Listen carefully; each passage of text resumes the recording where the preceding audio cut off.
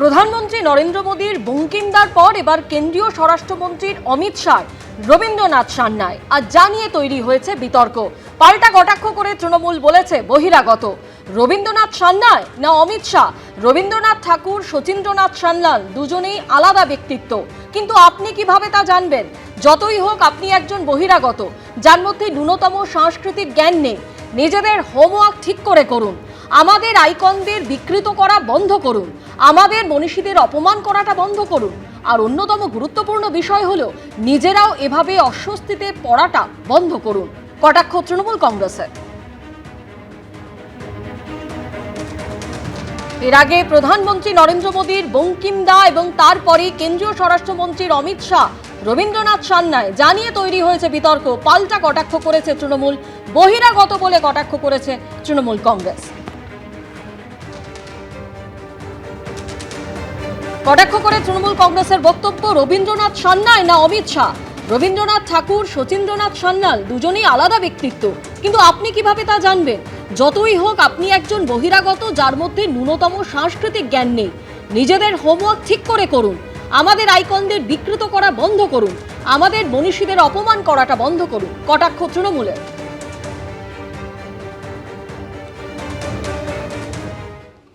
रविंद्रनाथ सन्याय, रविंद्रनाथ सन्याय, रविंद्रनाथ सन्याय, रविंद्रनाथ सन्याय। আর অমিত শাহের এই শব্দবন্ধ ব্যবহার রবীন্দ্রনাথ সান্যাল বলে ফের বিতর্কে জড়িয়েছেন অমিত শাহ। পাল্টা বহিরাগত বলে কটাক্ষ করেছে তৃণমূল কংগ্রেস।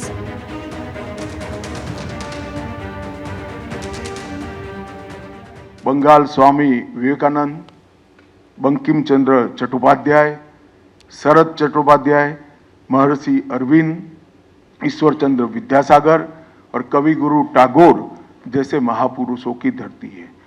यही धरती पर नेताजी सुभाष चंद्र बोस, अमर शहीद खुदीराम बोस, वाघा जतीन, रविंद्रनाथ सन्याल, रास बिहारी बोस, मास्टर सुरेशन, प्रफुल्ल चाकी, वीणा दास, कल्पना दत्त, ये सभी ने देश की आजादी के लिए आहलेख जगाया था। আর এই বিষয় নিয়ে কি বলেছেন অভিষেক বন্দ্যোপাধ্যায় শোনাবো। বাংলার ইতিহাস জানে না, রবীন্দ্রনাথ ঠাকুরকে আজকে বলেছে রবীন্দ্রনাথ সান্যাল। রবীন্দ্রনাথ ঠাকুরের জন্মস্থান জানে না। প্রশ্ন করতে তো অসুবিধা নেই, প্রশ্ন করুন যে আপনি রবীন্দ্রনাথ ঠাকুরকে বলছেন রবীন্দ্রনাথ সান্যাল, প্রধানমন্ত্রী বঙ্কিমচন্দ্র চট্টোপাধ্যায়কে বলছে বঙ্কিম দা, রবীন্দ্রনাথ ঠাকুরের জন্মস্থান চেনেন না, পঞ্চানন বর্মাকে বলছেন পঞ্চানন বর্মন। আপনারা কি বাংলা নিয়ে কাজ করবেন? প্রধানমন্ত্রী নরেন্দ্র মোদীর এর আগে বঙ্কিমদা বলা এবং আপনারা জানেন যে যা নিয়ে বিতর্ক তৈরি হয়েছিল, আর এবার কেন্দ্রীয় স্বরাষ্ট্রমন্ত্রী অমিত শাহ রবীন্দ্রনাথ সান্যাল বলে ফের বিতর্কে জড়ালেন অমিত শাহ। পাল্টা কটাক্ষ করেছে তৃণমূল কংগ্রেস বহিরাগত বলে। অমিত শাহকে বহিরাগত বলে কটাক্ষ করেছে তৃণমূলের আরো বক্তব্য, রবীন্দ্রনাথ সান্যাল না অমিত শাহ? রবীন্দ্রনাথ ঠাকুর, শচীন্দ্রনাথ সান্যাল দুজনে আলাদা ব্যক্তিত্ব, কিন্তু আপনি কিভাবে তা জানবেন? যতই হোক আপনি একজন বহিরাগত যার মধ্যে ন্যূনতম সাংস্কৃতিক জ্ঞান নেই। নিজেদের হোমওয়ার্ক ঠিক করে করুন। আমাদের আইকনদের বিকৃত করা বন্ধ করুন। আমাদের মনীষীদের অপমান করাটা বন্ধ করুন। আর অন্যতম গুরুত্বপূর্ণ বিষয় হলো নিজেরাও এভাবে অস্বস্তিতে পড়াটা বন্ধ করুন। কটাক্ষ তৃণমূলের। এর আগে সংসদে প্রধানমন্ত্রী নরেন্দ্র মোদী বঙ্কিম দা বলে সম্বোধন করেছিলেন। সমালোচনার ঝড় ওঠে, আর সেই ঘটনার পর গতকাল এ রাজ্যে এসে কেন্দ্রীয় স্বরাষ্ট্রমন্ত্রী অমিত শাহ তিনি এ রাজ্যে আছেন এবং সাংবাদিক বৈঠকে তিনি বলেন রবীন্দ্রনাথ সান্যাল। যে মন্তব্যকে কেন্দ্র করে ফের একবার বিতর্ক তৈরি হয়েছে। তৃণমূল কটাক্ষ করেছে বহিরাগত বলে। তৃণমূলের বক্তব্য, রবীন্দ্রনাথ সান্যাল না অমিত শাহ রবীন্দ্রনাথ ঠাকুর? রবীন্দ্রনাথ ঠাকুর, শচীন্দ্রনাথ সান্যাল দুজন আলাদা ব্যক্তিত্ব, কিন্তু আপনি কিভাবে তা জানবেন? যতই হোক আপনি একজন বহিরাগত যার মধ্যে ন্যূনতম সাংস্কৃতিক জ্ঞান নেই। নিজেদের হোমওয়ার্কটা ঠিক করে করুন। আমাদের আইকনদের বিকৃত করা বন্ধ করুন। আমাদের মনীষীদের অপমান করাটা বন্ধ করুন। আর অন্যতম গুরুত্বপূর্ণ বিষয় হলো নিজেরাও এভাবে অস্বস্তিতে পড়াটা বন্ধ করুন। কটাক্ষ তৃণমূল কংগ্রেসের।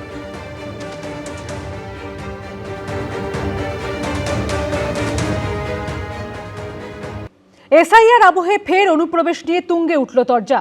সরকার জমি না দেওয়ার সীমান্তে ফেন্সিং আটকে রয়েছে বলে অভিযোগ তুললেন অমিত শাহ। পাল্টা পেহেলগাঁওয়ে জঙ্গি হামলার প্রসঙ্গ টেনে আক্রমণ শানালেন মমতা বন্দ্যোপাধ্যায়। আর এরই মধ্যে অনুপ্রবেশ রুখতে বার্তা দিয়েছেন রাজ্যপাল। और न केवल घुसपैठ रोकेंगे, सारे घुसपैठियों को चुन चुनकर भारत के बाहर निकालने का काम भी भारतीय जनता पार्टी की बंगाल सरकार करेगी। মিথ্যে কথা, বাংলায় শুধু অনুপ্রবেশকারী, কাশ্মীরে নাকি নেই।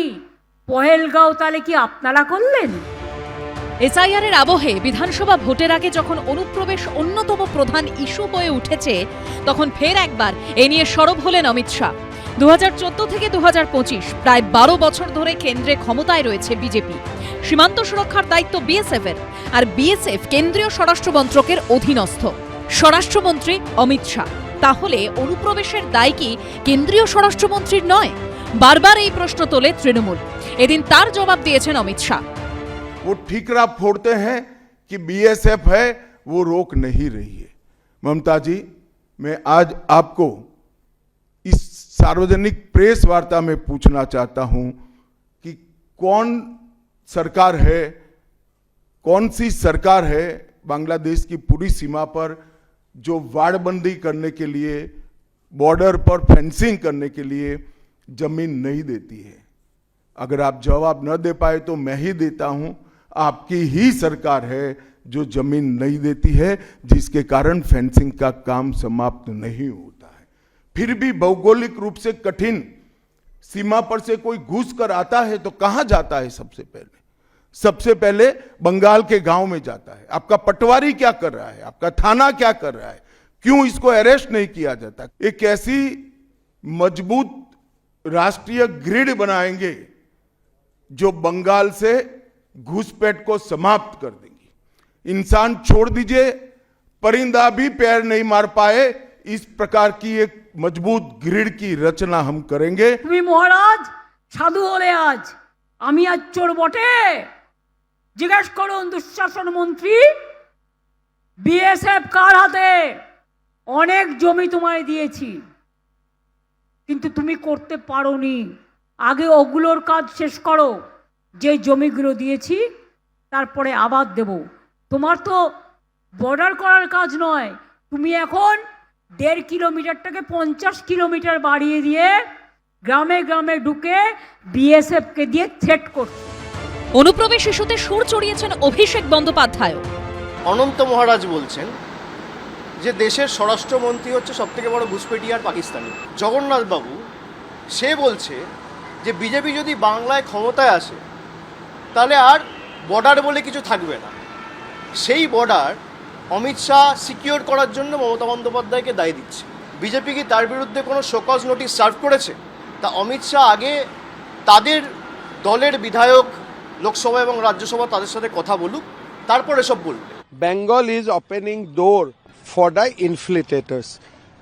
I think we must take strong action in West Bengal, Bangladesh border.